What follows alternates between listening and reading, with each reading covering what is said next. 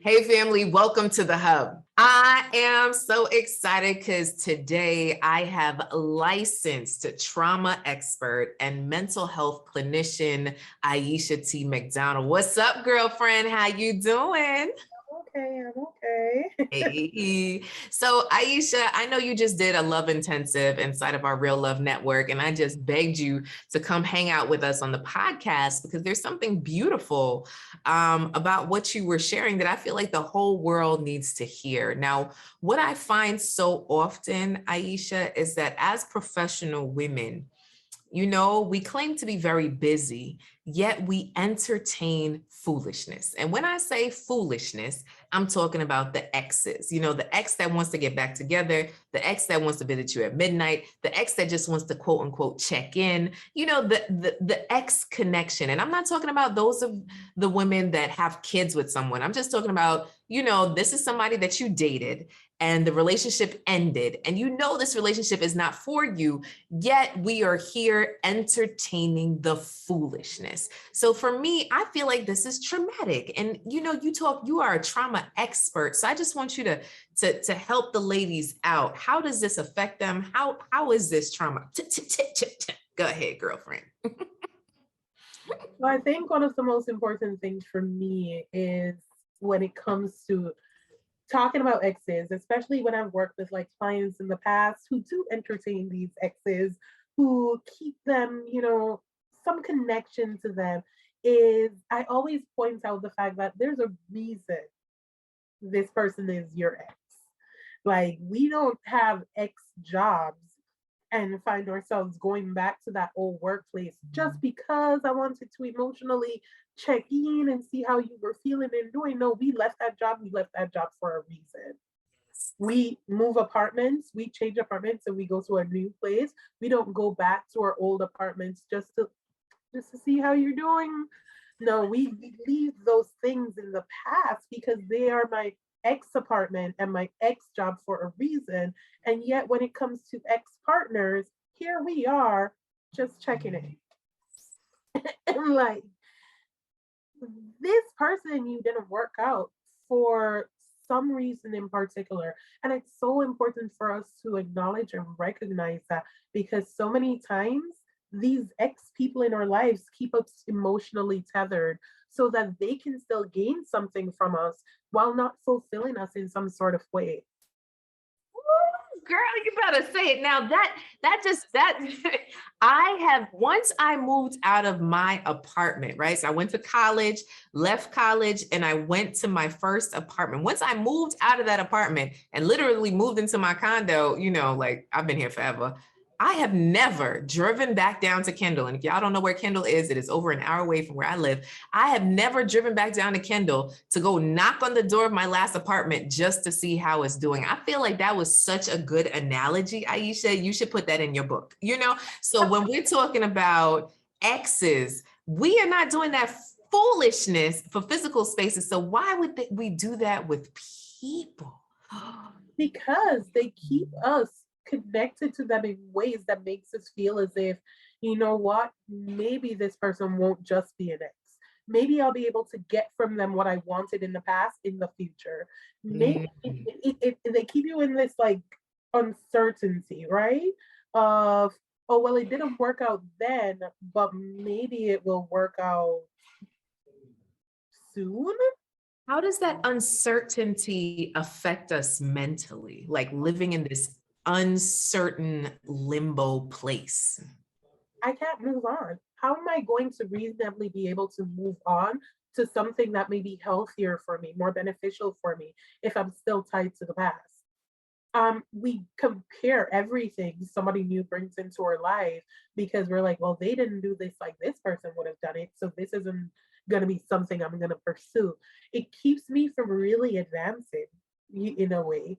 I know that I'm the type of person where if I have something that I feel is going to give me suit my needs right now, I'm not going to replace it. Like, I think of my car. My car takes me from point A to point B. It does what it needs to do. Just got an oil change. I'm not thinking of a new car. Yes, maybe I'm like, oh, I would love to have that, I would love to be able to drive this type of vehicle. But if what I am doing right now fills the purpose it needs to in my life, I'm not looking to the future unless I absolutely have to. And when it comes to relationship, if this person is giving me that emotional connection, I'm not looking at future relationships in a broader way about what could be more beneficial for me, because I'm still thinking, well, this person loves me, this person likes me. But you know what? That is not true for ourselves. This person isn't giving you your full needs and what they're fully capable of. Wow. Wow. Wow. So then how do I move on? Now that I've realized that I'm in this limbo and it's not serving me, and I've been revisiting this ex, and this ex is might be filling a void that I see within myself, or it's just convenient, right? Because now I don't have to get to know anybody new because I have this convenience that's helping me feel like I'm getting to know a man. I have this male companionship, so I don't have to find anybody else. Like, how do I get rid of this? I mean, I get in these arguments with my sister and my girl groups and the group chats all the time, because I'm the type of person where if you're my ex for a reason. We are good to go. Let's cut it and move on. Because I've learned to do that because I know myself. I have been emotionally tied to exes in the past for years after the breakup. In this type of situationship without being a relationship, where I was still doing all the girlfriend things and not having a girlfriend title. And in my head, I was like, well, I know he loves me. He's just not ready right now.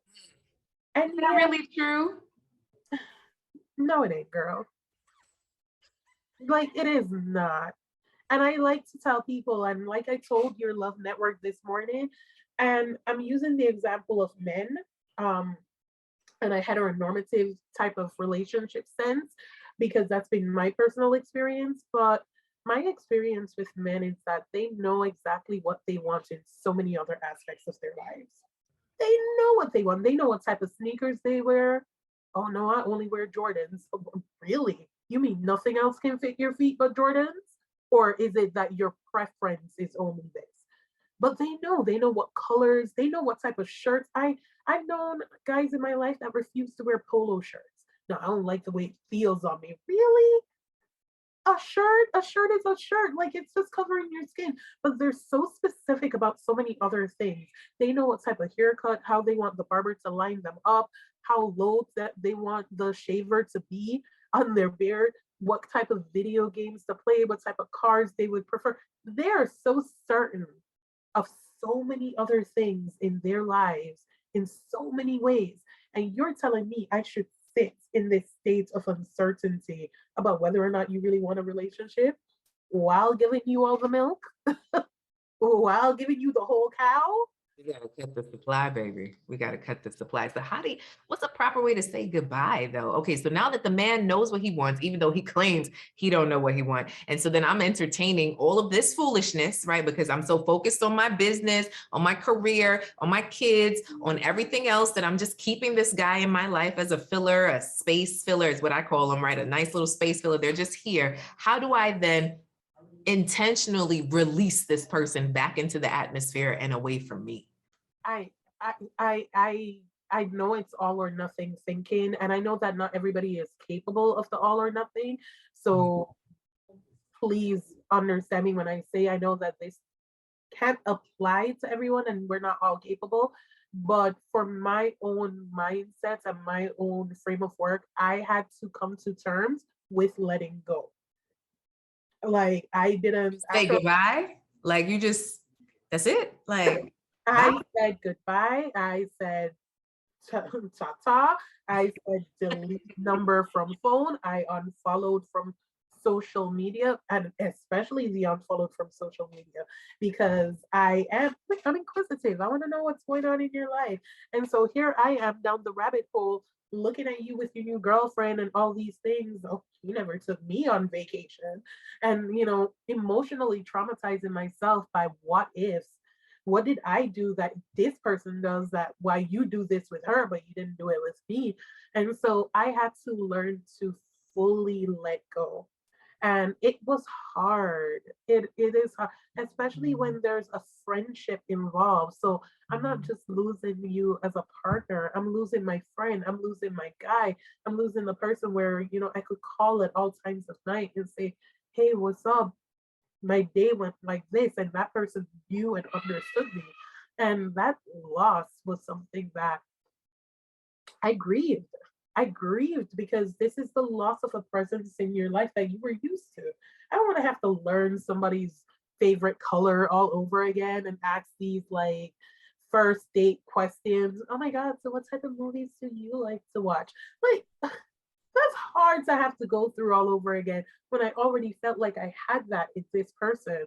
But this person wasn't fulfilling my need for a relationship. And I'll be absolutely honest, it took me a while, it took me years to finally let go of that last person. And the year that I did that, and I decided that I wasn't going to entertain the friends with benefits or the situationship or the I'm just calling to check in, and I cut ties. I was the same year that I found my current life partner. And I'll be honest, and I tell my partner all the time that I probably wouldn't have dated you in the past because I wasn't open to what you represented, because I felt as if I already had somebody who fulfilled this. And so I wasn't willing to be open to possibilities because I was so caught up with maintaining life in this uncertainty and what if. And like, okay, I'm just waiting on him to come to his senses. But the minute that I let go of those uncertainties, it opened me up for a space where I could invite real and true love in. And yeah, I had to learn his favorite colors all over again and go through all those initial questions. And yeah, it felt like work, but it was worth it in ways that I wouldn't have been fulfilled if I stayed in that state of pretty much limbo that my ex had me in. That limbo of, well, you're not this, but you're not this either. Well, you're important to me, but not important enough for you to introduce me to people and take me places. And it's funny because I was so caught up in believing that he was just in a state of uncertainty and, he just got to figure out himself. But the minute that I broke everything off and moved on with my life, he found somebody else. And that girl wasn't taking none of his stuff. And now you married, right? And now you that because that person wasn't willing to put up with what I was putting up with. Mm. And they gave ultimatums that I didn't want to give because I didn't want to be a nag and I didn't want to be pressuring and I didn't want to be that girl. But you ended up with somebody who was that girl and you got your act together real quick. They made demands. That person made them, and it wasn't even made demands in a way that wasn't fair. That person was direct with their wants and needs. That individual, that ex, was willing to fulfill them in ways. And I remember years later, after we both moved on, we had a conversation, and I tried to play so hard at being laid back and not putting any pressure on this person that he didn't think he had to step up and give me any of those things because I was willing to accept the bare minimum. Wow. Man, you dropped all types of, you dropped the bomb on us, Aisha. Hey. Boom. Oh, all right. So Lego. Oh Lord. No, I can't do all that. All right. So what I'm hearing is let it go, say ta-ta to the ex. And if you're in a relationship that you're not necessarily happy in, it's time to say what your needs and wants are. And if that person is not willing to comply or cooperate or compromise, maybe that's not the person for you, and be able to say goodbye, let them go. Talking every day to your ex is not helpful. Engaging in sexual relations with your ex is not helpful. Doing anything with your ex is not helpful if you're seeking to be in a real flourishing relationship with somebody else, with somebody new. I always have a conversation with my clients to say, if you're really in love with someone new and that you guys are walking towards life partnership, marriage, this is what you really want, how comfortable would it be to introduce your ex to the new person, and what their role is and how often you talk and what you talk about? Would your new person really be comfortable with that relationship? And if they would be uncomfortable, I need you to get uncomfortable with that relationship, right? We want to clear the table, right? Dr. Robin L. Smith, she has a exercise that she does. And it's like, okay, you have a table and I want you to put 12 settings around the table. And when you sit down at this table, it's you and your partner, you and your husband, right? And then you look at the closest relationships to you and you put those names on those nameplates, on those place settings. And I want you to think about, should those names be there? Should they even have a seat at your table of love, that you are now putting your best fruits, your best food, your best meal on this table? Should these people be there? Should your 5 exes be sitting there looking at you and your girlfriend? Should they really? I don't know about that. So instead of the amount of time that you're taking talking to these people, maybe you invest back in your business. Maybe you invest in dating. Maybe you invest in a love coach. Hello. Maybe you invest in something that's going to help you move forward in your love life and in your life overall. Maybe you take a fitness class instead of sitting on the phone with him for an hour. Do something that is going to bring you joy versus more uncertainty in this year. Okay. That's what I'm saying over here. Okay. Listen, I believe in reciprocity. And what I'm putting into this, I should be getting out. And so many times, especially when we're hung up on exes and tied and connected and emotionally tethered to these people, what we're doing is we're pouring and pouring and pouring, doing all the girlfriend stuff and doing all the partner duties. But I can't claim the title. If I'm working in a job and somebody says, hey, I need you to do this work for this position, but I'm not going to give you the title for it. I'm not going to give you the pay for it. And you're not going to get any acknowledgement. I'm not going to do that job. I'm going to be like, you know what? I'm good where I'm at. Like, no way am I going to be working for something without being acknowledged for it or benefiting for it. But when it comes to these relationships, we do all these duties and there's no reciprocity. And that person, they tell me, thank you, they just don't make women like you no more. Compliments are all good and well, but compliments do not keep me warm at night. Oh my gosh, Aisha, you just triggered a traumatic event in my life, right? So I had a college boyfriend, right? One of those, like, what they call them now? Hoteps, right? So this man was so like evolved. I met him at an event called Dating, Mating, and Hyperventilating, right? So he was that dude that said all the cool stuff in the back of the room, right? And everybody's like, ooh, he's so smart. Wow. An army man came back to school. Ooh, ooh. So we got to be official. And he would always have this one female around him, right? This one girlfriend. Oh, we're best friends, blah, blah, blah. I was like, oh, you're best friends. So how come I could never hang out with the two of y'all? How come we not all 3 of us hanging out together? And I'd ask questions about this best friend, my best friend, right? And I remember it was his graduation and I was at his house and she was like helping to serve or something. I'm like, why is this chick here, right? It's like his family, me, and her. I'm like, this is just some weird stuff. Long story short, right? They was more than just best friends, right? They was sleeping together. The man done took her virginity, all the things, right? And it really came to a place that was traumatic for me because in my gut, I knew. In my gut, I knew.